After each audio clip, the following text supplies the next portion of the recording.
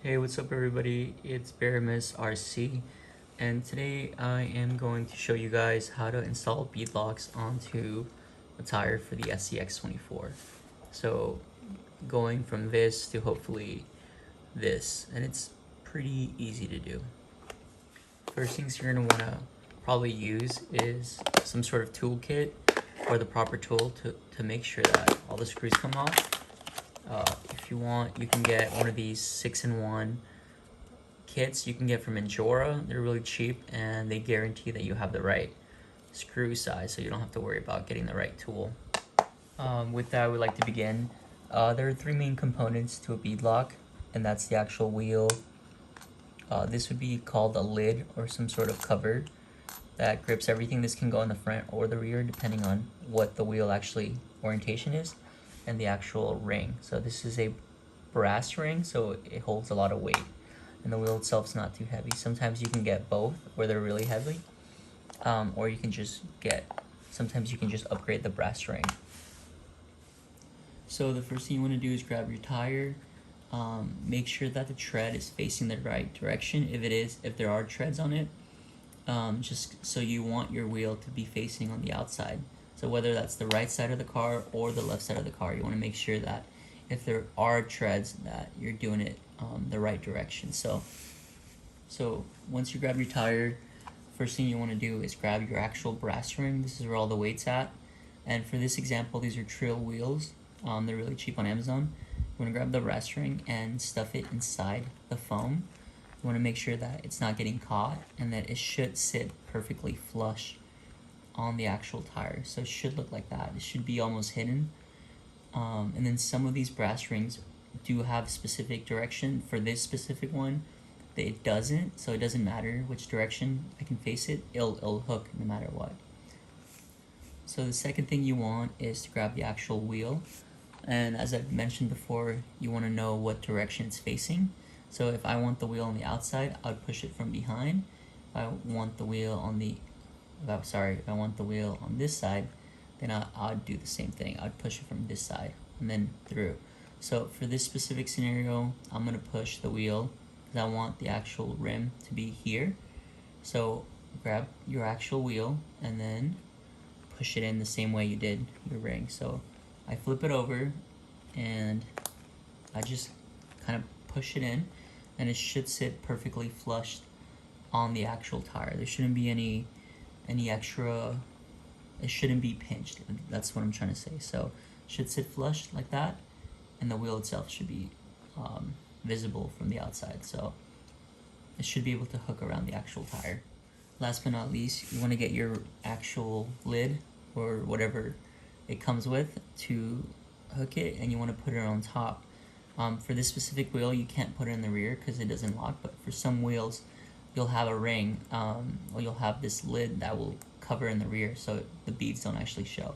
So for this specific wheel, you have to put it in the front, and you have to make sure that it lines up perfectly with the holes. So you're gonna try your best to line it up as close as possible, and then what you want to do is push. You want to push it in until it sits perfectly flush. So once the actual lid is on, it should not be too tight, but it should sit pretty flush. If you are using the Injora 6-in-1 kit, it's really easy. All you have to do is pop this down, put in whatever measurement thing you want, and you can put it in, and it'll click in, and it'll be pretty tight. So this is not necessarily a permanent solution, but this is definitely something that comes in really handy when you're on the go and you need to change screws or you need to replace something really quick. So I don't know if you guys can see, but when you're putting it down, you want to make sure that the screw is not getting pushed to the left or right, that it's perfectly going down and it's almost lining up to that second hole immediately. So once you do that, I like to put the wheel down and put the pressure from top down, mainly because if I do move my hand, I could potentially break the screw, and these are tiny screws, so they're really prone to breaking, and depending on what wheel you get, they're not necessarily the strongest screws you can get, especially if you reuse them over and over again.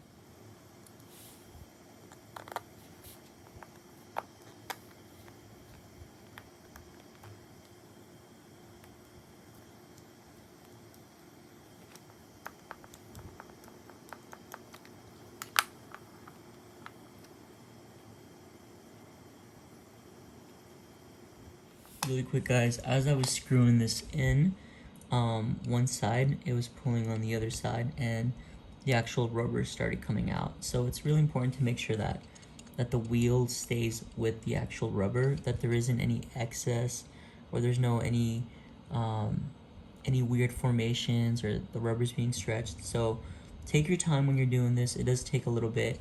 Another tip I would recommend is making sure that it's across from one another, kind of like a real tire, so the pressure is not uneven, so it's not like it's tighter on one side and then you start tightening the other side.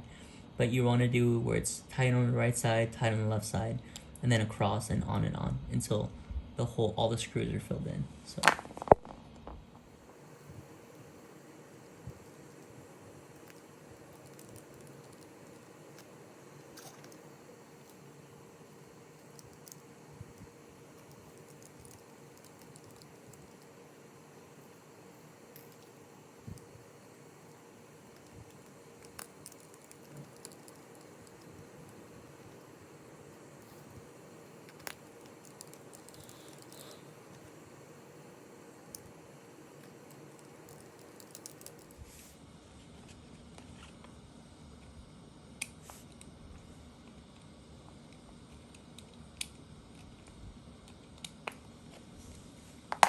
So here's the final product. There are some bolts I have to put in the middle, but these are the predominant ones that actually hold it to the tire. So with that, you shouldn't be able to rip the rim, or you shouldn't be able to rip the wheel off the tire unless you put a lot of pressure, and it should have a good seal. Some wheels and tires are vented, these are not, but they work great. So I'm just gonna do the bolts for the pattern so it looks good, but you can see that it doesn't actually attach to anything. So that does complete the tutorial on how to install Beadlocks. This is the final result. These wheels are ready to be put on a truck. And so you want that nice seal, and you want to make sure that the lining is almost perfect, or if not perfect. Okay, thank you guys for watching. Please feel free to ask any questions down below, and I would really appreciate it if you subscribed, or you left a like, or you told me what you didn't like, and hopefully I'll see you guys in the next video. Thank you, and have a good one.